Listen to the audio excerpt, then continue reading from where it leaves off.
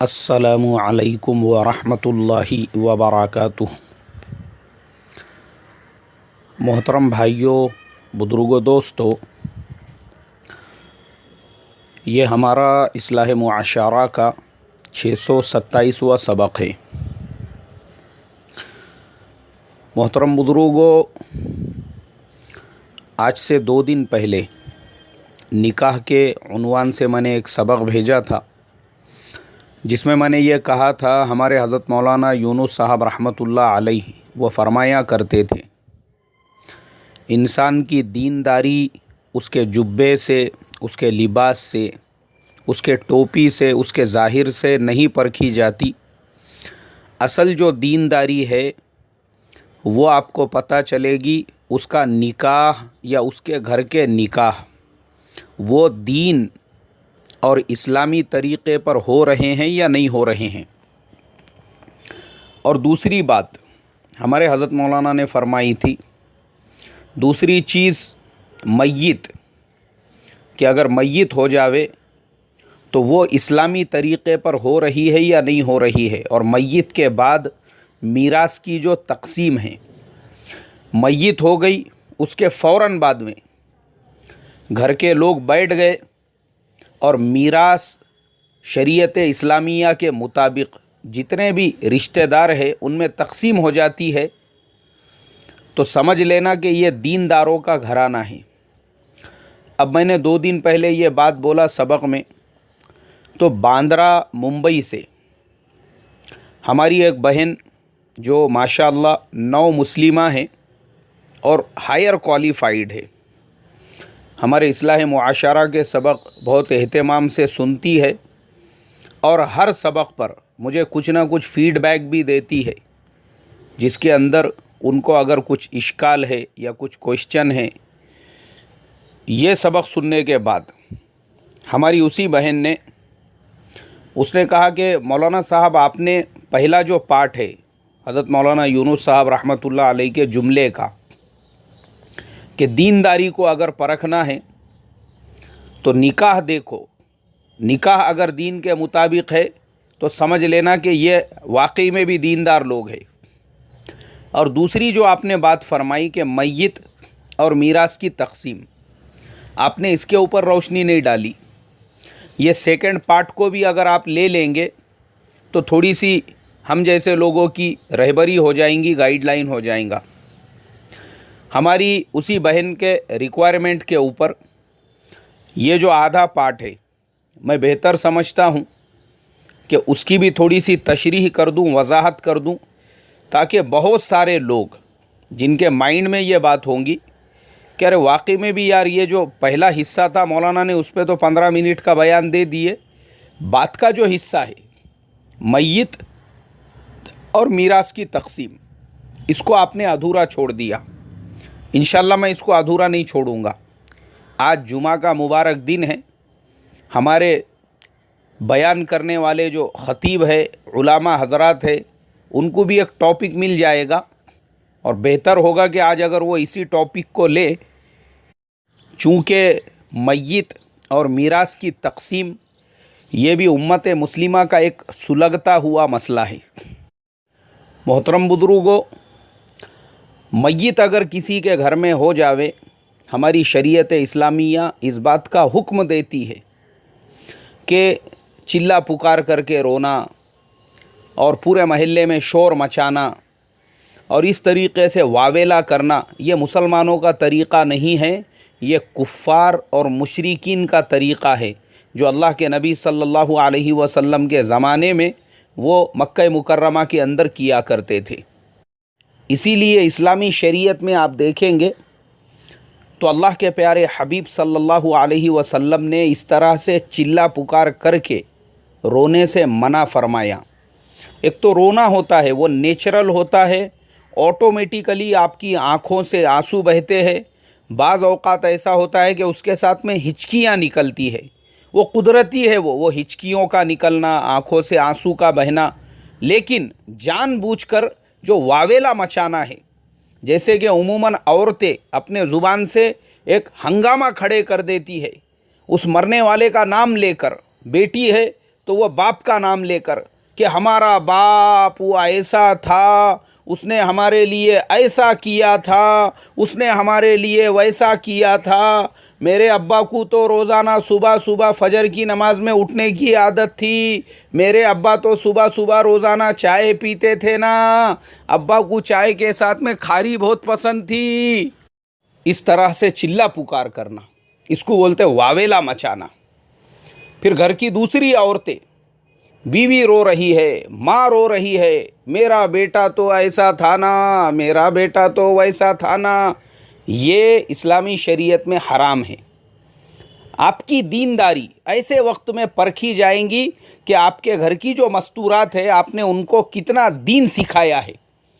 ارے موت یہ برحق ہے، یہ سب کو آنے والی ہے. یہ جتنے چلا چلا کے رونے والے ہیں نا، یہ جتنے بھی، ارے بھائی آپ کو بھی قبرستان میں ہی جانا ہے. آج اگر یہ جا رہے ہیں، کل ہمارا بھی نمبر ہے، ان کے پیچھے ہی ہمارا نمبر ہے. اسی لیے وہ کسی شاعر نے کہا ہے کہ موت سے کس کو رستگاری ہے، آج وہ تو کل ہماری باری ہے. ہم بھی وہیں جانے والے ہیں، اور آنے والے 30-40 سال میں ہمارے میں سے 70% لوگ ختم ہو جائیں گے. 50 سال میں ہم جتنے بھی دکھ رہے نا، ہم بھی نہیں رہیں گے، اور ہم سب بھی قبرستانوں میں پہنچ جائیں گے. تو اس کے لیے اللہ کے پیارے حبیب صلی اللہ علیہ وسلم نے میت ہونے کے بعد اس طریقے سے چلا پکار کرنا، اس طریقے سے واویلے مچانا ان سے منع کیا ہوا ہے. اب اگلا جو اسٹیپ ہے وہ میت کو جلدی سے جلدی اس کو غسل دینا، اس کو کفن پہنانا، اس کی تجہیز و تکفین کی فکر کرنا، اور اس کو جلدی سے جلدی لے جا کر دفن کر دینا. یہ دوسرا حکم ہے. اسی لیے حدیث پاک میں اللہ کے پیارے حبیب صلی اللہ علیہ وسلم نے فرمایا کہ 3 چیزوں میں تاخیر مت کرو: نماز جب اس کا وقت ہو جاوے، بے نکاحی عورت جب اس کے جوڑ کا شوہر مل جاوے، اور جنازہ جب تیار ہو جائے تو فوراً اس کے اوپر عمل کرنا چاہیے اور اس میں جلدی کرنا چاہیے. یہ حکم ہے حدیث میں. اور میں سمجھتا ہوں ہم میں سے ہر آدمی نے اپنے زندگی میں کم سے کم تعلیم کے اندر 100 مرتبہ تو یہ حدیث ضرور سنا ہوگا، کیونکہ یہ فضائل نماز کے اندر ہے، اور مجھے لگتا ہے ہر مہینہ 1.5 مہینے میں اس کا ریپیٹیشن ہوتے رہتا. بار بار سننے میں آتی یہ حدیث کہ 3 چیزوں میں تاخیر مت کرو بول کے. اب یہاں پہ ہماری دینداری پرکھی جائے گی کہ ہم خالی گھروں میں فضائل نماز کی تعلیم کرنے والے اور یہ حدیث کا رٹا مارنے والے ہیں، طوطے کے جیسا رٹنے والے ہیں، یا اس کے اوپر عمل کرنے والے بھی ہیں. نماز کا وقت ہونے کے بعد کتنی ہمارے اندر فکر پیدا ہوتی ہے، یہ اس وقت ہماری دینداری کو جانچا جائے گا. ہمارے گھر کے اندر جو بے نکاحی بہنیں ہیں، بیٹیاں ہیں، ہم کروڑ پتی کے انتظار میں ان کو بڈھیاں بنا رہے ہیں، اور خالی فضائل نماز کی تعلیم میں مہینے میں 1 مرتبہ ریپیٹیشن چالو ہے یہ حدیث کا کہ بے نکاحی عورت جب اس کے جوڑ کا شوہر مل جاوے اس کے ساتھ میں نکاح کرنے کو تیار نہیں. کیوں؟ کروڑ پتی نہیں مل رہا، بولے یار پیسے والا مل رہا نہیں، بڑا مل رہا نہیں، اپنے سے 4 قدم آگے ہونا چاہیے. تو بھائی آپ کی دینداری کائی کی ہے؟ یہ دکھاوے کی؟ یہ آپ کی جو فضائل نماز کی تعلیم ہے یہ کائی کی ہے؟ یہ دکھاوے کی؟ یہ بار بار جو ریپیٹیشن چل رہا ہے اس حدیث کا، یہ کائے کا ہے؟ دکھاوے کا. اللہ حفاظت فرمائی. اور جنازے کے بارے میں اللہ کے نبی صلی اللہ علیہ وسلم نے فرمایا کہ جنازہ جب تیار ہو جاوے اس کو فوراً دفن کر دینا چاہیے. اب ہمارے یہاں میں نے دیکھا، اللہ حفاظت فرمائے، اچھے اچھے دیندار گھرانوں کے اندر بھی اگر میت ہو جاوے اس کو روک کے رکھا جاتا ہے. ارے بھائی کیوں روکے ہوئے ہیں؟ نہیں بولے وہ بامبے سے فلانے رشتہ دار آنے والے ہیں. ارے بھائی کیوں روک کے رکھا ہوا ہے؟ نہیں بولے وہ فلانے شہر سے فلانے رشتہ دار آنے والے ہیں، وہ فلانی جگہ سے فلانے رشتہ دار آنے والے ہیں. بعض اوقات ایسا ہوتا ہے کہ اس میت کو 24 گھنٹے 48 گھنٹوں تک روکا جاتا ہے. اب آپ سوچو 48 گھنٹے مطلب 2 دن ہو گئے، یہاں تک کہ 72 گھنٹوں تک روکا جا رہا ہے. کائے کے لیے؟ تو ایسا نہیں ہونا چاہیے، بلکہ میت اگر اپنے گھر میں ہو رہی ہے تو فوراً اس کو دفن کر دینا چاہیے. اب میت کی تدفین کے بعد اگلا جو اسٹیپ ہے وہ ہے میراث کے تقسیم کا۔ قرآن میں فرمایا سب سے پہلے تو اس کی وصیت نافذ کی جائے گی، اس کے قرض کو ادا کیا جائے گا، اور اس کے بعد جو طریقہ ہے اس کے اندر سے وارثین میں اس کی میراث تقسیم کی جائے گی۔ فرمایا یوصا بہا اودین، سب سے پہلے تو وصیت کو نافذ کرو، اس کے بعد میں قرض کو ادا کرو، اور اس کے بعد جو بچ جاوے وہ تمام وارثین میں برابر، جیسے شریعت اسلامیہ نے کتاب الفرائض میں پورے تفصیل کے ساتھ اس کے احکام بیان کیے ہوئے ہیں، اس کے مطابق تقسیم کیا جائے۔ احادیث نبویہ صلی اللہ علیہ وسلم میں یہ بات ملتی ہے۔ صحابہ فرماتے ہیں اللہ کے پیارے حبیب صلی اللہ علیہ وسلم ہم لوگوں کو میراث کے مسائل ایسے سکھایا کرتے تھے جیسے قرآن پاک کی آیتیں سکھاتے ہیں، اور آج محترم بزرگوں ہم اس مقام پہ پہنچے ہوئے ہیں، میراث کے مسائل سننا، میراث کے مسائل بیان کرنا، میراث کے مسائل سیکھنا تو دور کی بات، لوگوں کو لفظ میراث سے ہی الرجی ہو چکی ہے۔ بڑا بھائی والد صاحب کے ساتھ دکان پہ بیٹھ کر ان کا ہاتھ بٹایا کرتا تھا، لیکن دکان تو والد صاحب کی تھی، والد صاحب کا انتقال ہو گیا، اسی نے اس کے اوپر قبضہ کر دیا۔ اب دوسرے وارثین نہیں، تمہارا کائے کا حصہ ہے؟ کچھ بھی نہیں ہے۔ کیوں؟ اس لیے کہ میری دکان ہے۔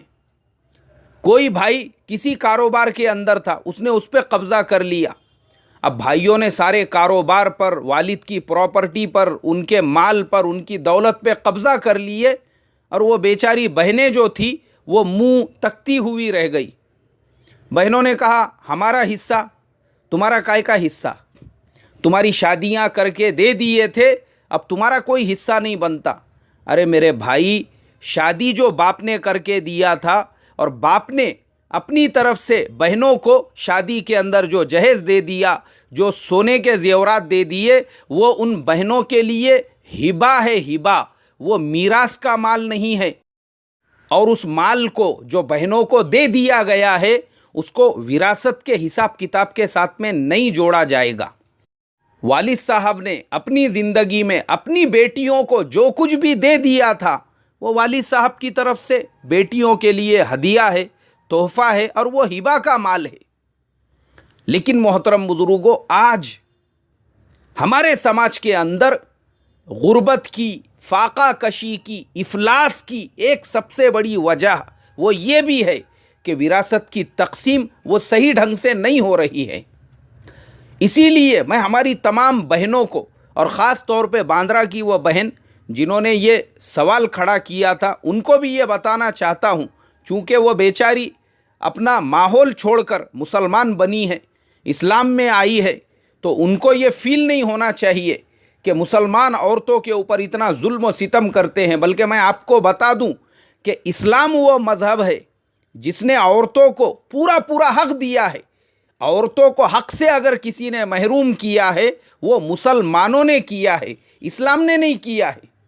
یہ مسلمان ہیں جنہوں نے اپنے بہنوں کو وراثت سے محروم کر دیا، یہ مسلمان ہیں جنہوں نے اپنی والدہ کو اپنے باپ کے وراثت کے مال سے محروم کر دیا، یہ مسلمان ہیں جنہوں نے اپنے ماتحتوں کو ان کا جو جو حق بنتا تھا ان کو ان کا حق دیا نہیں۔ اسی لیے آپ دیکھو ہمارے سماج میں ایک کروڑ پتی باپ جب اس کا انتقال ہوتا ہے، اس کے کچھ بیٹے وہ تو بڑے بڑے کروڑ پتی ہوتے ہیں، اور ایک آدھا بیٹا وہ آج بھی فقیر ہوتا ہے، غریب ہوتا ہے، محتاج ہوتا ہے، مسکین ہوتا ہے۔ اس کی وجہ کیا ہے؟ وجہ یہی ہوتی ہے کہ والد کے انتقال کے بعد میراث کی تقسیم صحیح ڈھنگ سے نہیں ہوئی۔ اگر صحیح ڈھنگ سے ہوتی تھی تو ایک بھائی بھکاری اور دوسرا بھائی کروڑ پتی ایسا ہو ہی نہیں سکتا تھا۔ محروم کر دیے، جس کی چل رہی ہے وہ اپنی چلا رہا ہے، تقسیم کرنے کو تیار نہیں ہے۔ اور یہ جو کروڑ پتی بن کر اپنے بھائیوں کا حق دبا کر، بہنوں کا حق دبا کر اپنا پیٹ بھر رہا ہے، وہ اپنے پیٹ میں آگ کے نیوالے ڈال رہا ہے۔ میں نہیں بول رہا ہوں، یہ سورہ نساء پہلا رکوع اللہ تعالیٰ نے واضح طور پہ فرما دیا. اور دوسری جگہ یا ایھا الذین آمنوا لا تأکلوا اموالکم بینکم بالباطل، یہ بھی فرما دیا. اس لیے میرے محترم بزرگوں، اگر ہمارے اوپر کسی کا حق باقی ہے، اللہ کے واسطے جس کا حق ہے اس کو ادا کرو، ادا کرو. دنیا چھوڑ کے جانے کا ہے، کہیں ایسا نہ ہو جو لوگوں کے حق دبا کر ہم بیٹھے ہوئے ہیں، وہ مال قبر کے اندر بڑے بڑے سانپ بن کر ہم کو ڈسے اور ہمارے جہنم کی آگ میں جلنے کا ذریعہ بنے.